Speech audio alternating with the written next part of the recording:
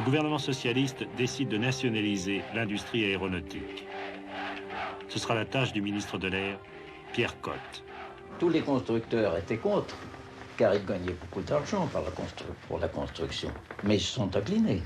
J'ai une dent, elle raye le parquet, j'ai une dent contre Pierre Cot. Pierre Cot était ministre de l'Air, il a été dans plusieurs gouvernements successifs, il a nationalisé les usines d'aviation. C'est pas exactement une spoliation, hein. C'est-à-dire qu'il leur a donné beaucoup d'argent, il a dédommagé, enfin, ça a coûté très cher. Mais si vous voulez, les avions portaient le nom de leur créateur.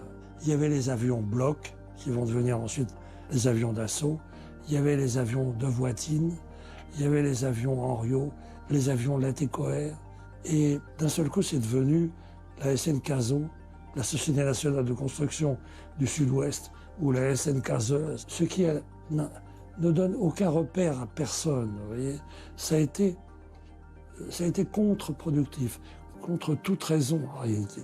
Il a, à mon sens, beaucoup contribué à la pauvreté et à la misère même de l'aviation française en 1940. En fait, j'ai rencontré deux grands noms de l'aviation mondiale, c'est Donald Douglas et John Northrop. Enfin, Douglas était un personnage tellement fantastique, tellement inouï de l'histoire de l'aviation. Je veux dire, moi, j'étais quand même extrêmement ému. Je veux dire, il y a à chaque fois, si vous voulez, de rencontrer ces noms, Émile de Voitine aussi. Vous voyez, l'homme qui a créé le de Voitine 520, l'avion de chasse de 1940. Mais c'était aussi, pour moi, un mythe. Je rencontrais un mythe. Bonjour, monsieur le mythe. Cet avion avec tout ce qu'il y a dans un avion moderne. Et un bon dessin, une bonne construction. Ce que j'avais comme axe de questions, c'est quel est votre secret? Douglas, lui, il a vraiment inventé le futur. En 1935, il a fait les plans d'un avion qui, en 1936, est devenu la base de l'aviation du futur, qui s'appelle le DC-3, le Dakota, le bimoteur qui a, je crois qu'il y en a encore une trentaine qui volent encore aujourd'hui, dans des conditions opérationnelles. En fait, le secret de tous les grands constructeurs, de tous les grands ingénieurs de l'aviation, c'est-à-dire comment chercher une sorte d'absolu. Il y a un rapport entre Mermoz et Potez, ou Mermoz et de Voitine, ou Mermoz et Donald Douglas, ou Northrop. Ce sont des gens qui ont cherché toute leur vie à repousser les barrières. Je crois qu'il y a un des grands mystères de l'aviation, ça a créé les génies. Un des autres grands mystères de l'aviation, qui pour moi est fondamental, c'est que c'est créateur de bizarreries, de curiosités, d'inattendus. Voilà.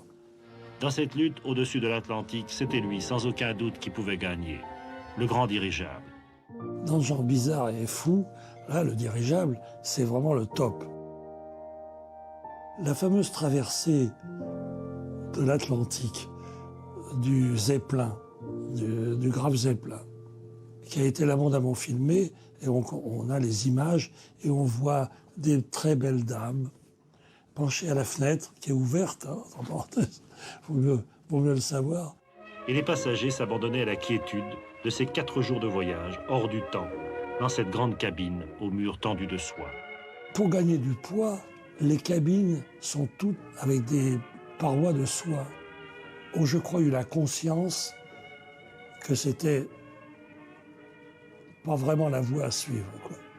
Alors évidemment, ils pouvaient pas, ils n'avaient pas les moteurs, ils n'avaient pas les notions aérodynamiques pour fabriquer l'Airbus, le 747 à l'époque.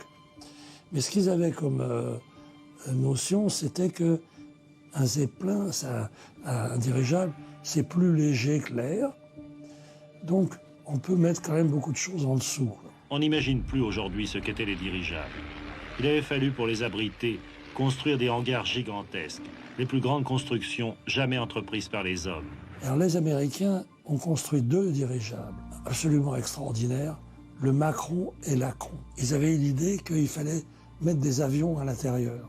Dans la nacelle de l'Acron ou du Macron, il y avait des petits chasseurs à hélice. Il y avait une grue qui les suspendait en l'air, qui les lâchait, et look, ils s'en allaient. Ça, c'était en beau dans la théorie. Dans la pratique aussi, ça s'est révélé beaucoup plus complexe pour revenir dans le Zeppelin. Tout ça, ça a été très théorique et ça n'a jamais fonctionné vu que les 2 avions ont disparu avec leur équipage. Donc après, on a oublié les Zeppelins. De temps à autre, il y a des urgences comme ça.